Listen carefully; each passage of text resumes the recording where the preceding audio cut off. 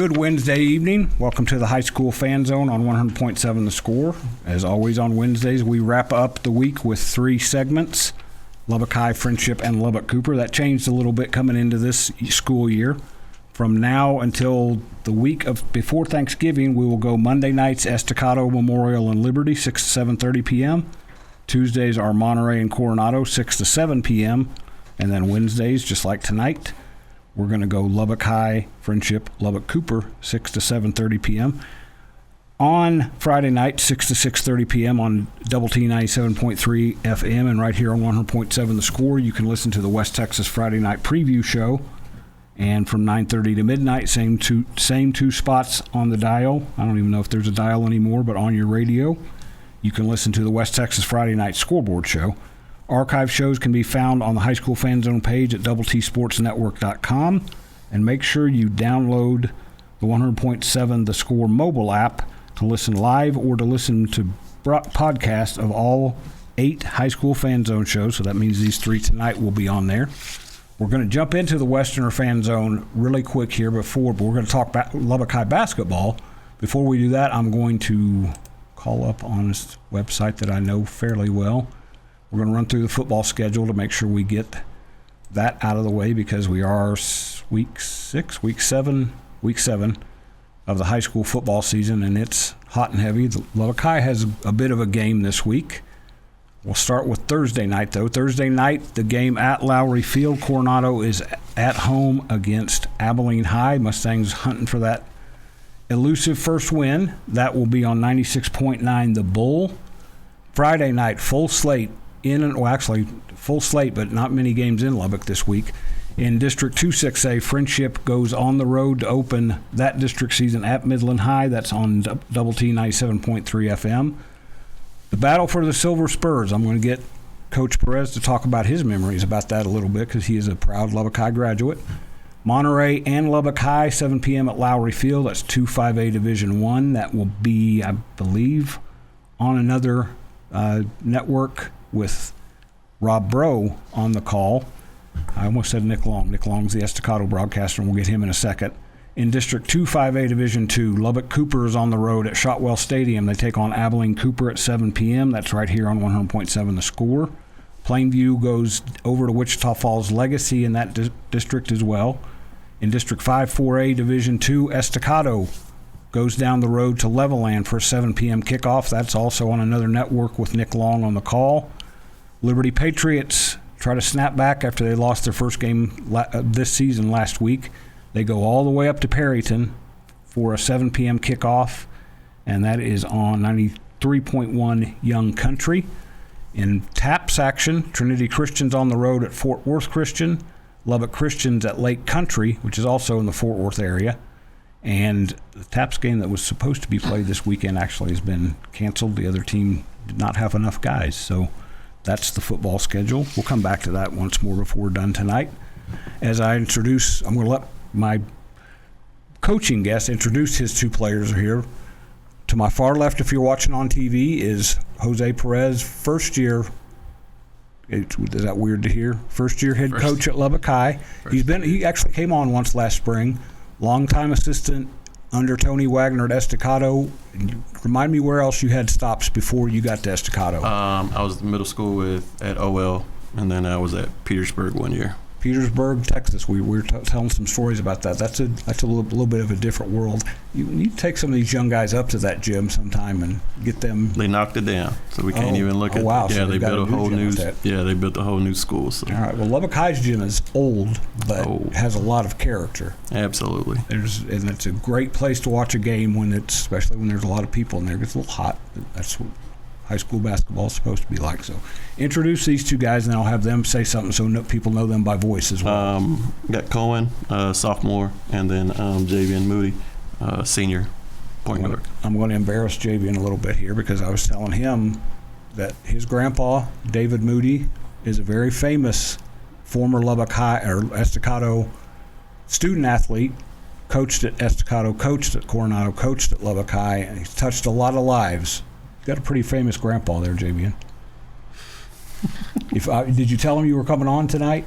No, I'm going to text him here in between, so he'll critique me more than you because he'll do that. So introduce yourself real quick so people know you by voice on radio.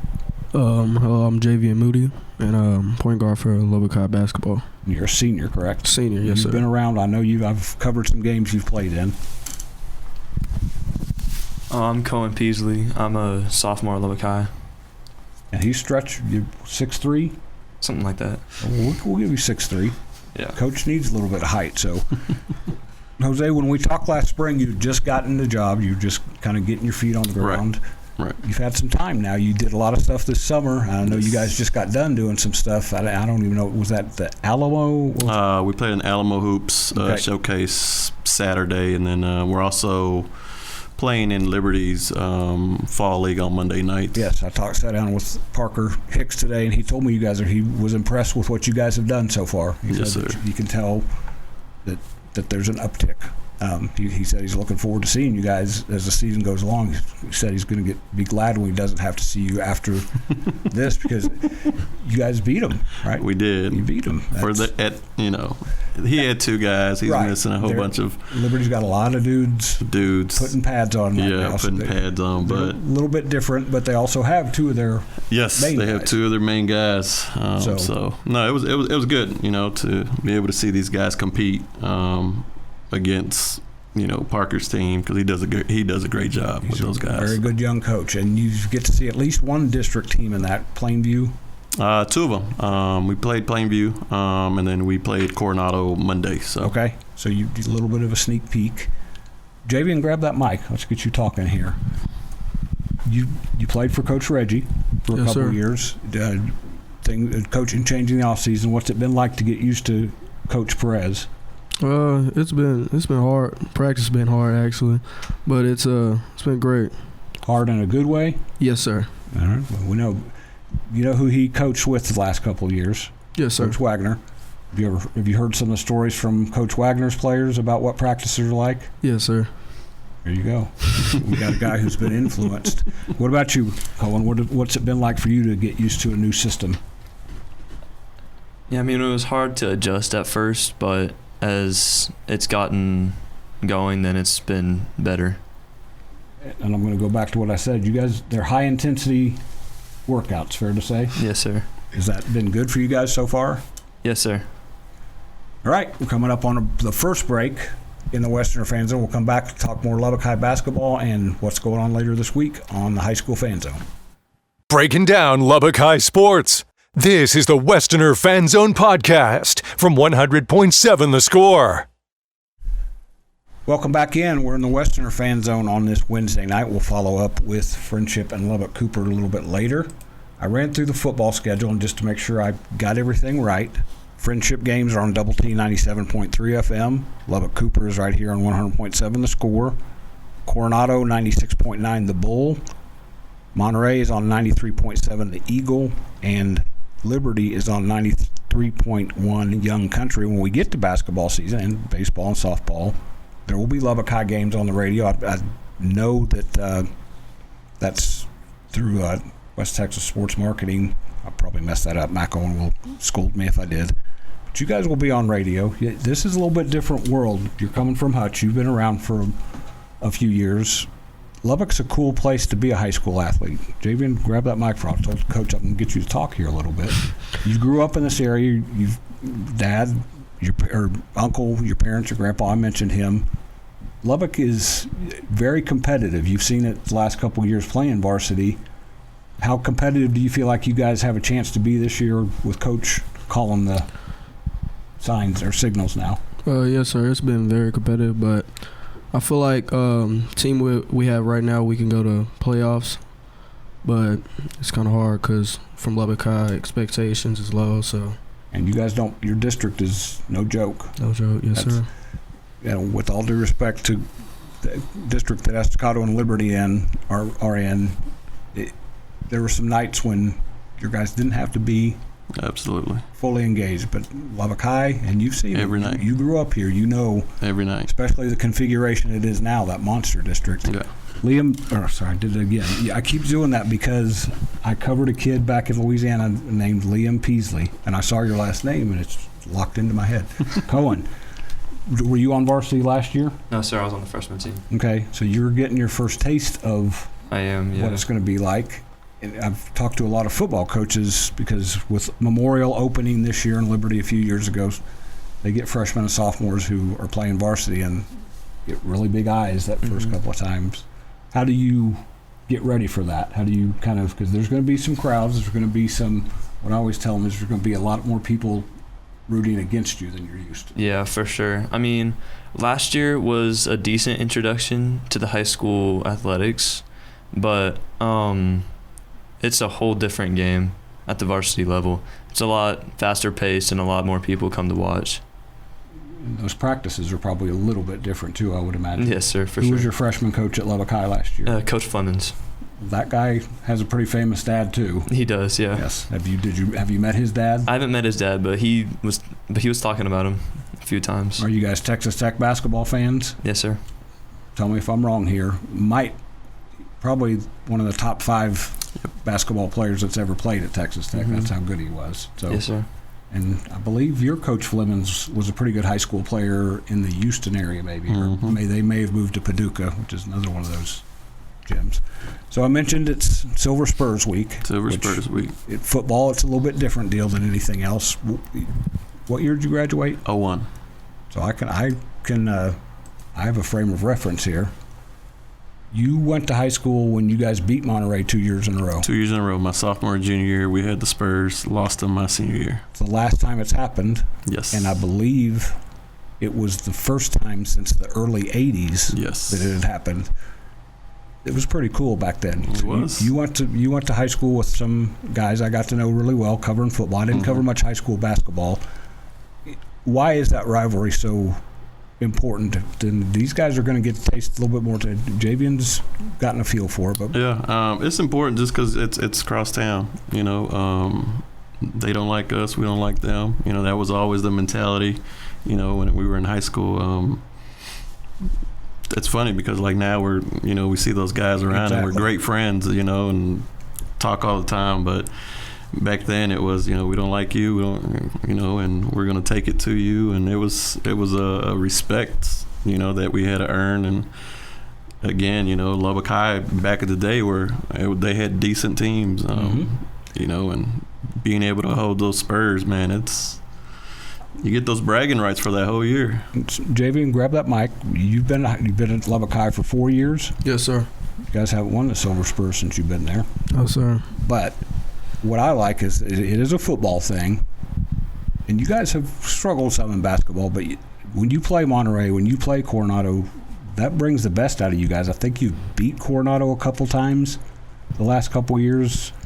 When you're at Lubbock High, you're a little bit of an underdog. Yes, sir. How does that kind of bring out the best in you as a player? It's just really like a challenge kind of because at the games, there's a lot of people, and it's like a lot of tension in the crowd, not just us, the players. So, yeah, it's really like a rivalry.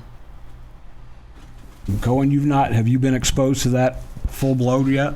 I mean, a couple times, but like last year playing basketball, it was a whole different atmosphere, whether we were at Monterey or at Lubbock High. It was huge. All right, that wraps us up for the second segment. We'll be back with one more section of the Westerner Fan Zone on 100.7 The Score. Bringing you the latest news from Lubbock High Athletics. This is the Westerner Fan Zone podcast from 100.7 The Score.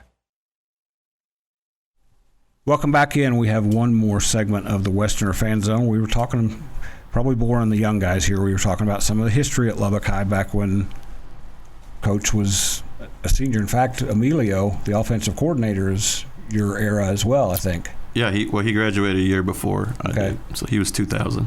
So you guys, Javian, you hear Coach talking about it, and me talking about it, that Lubbock High's got a lot of old tradition.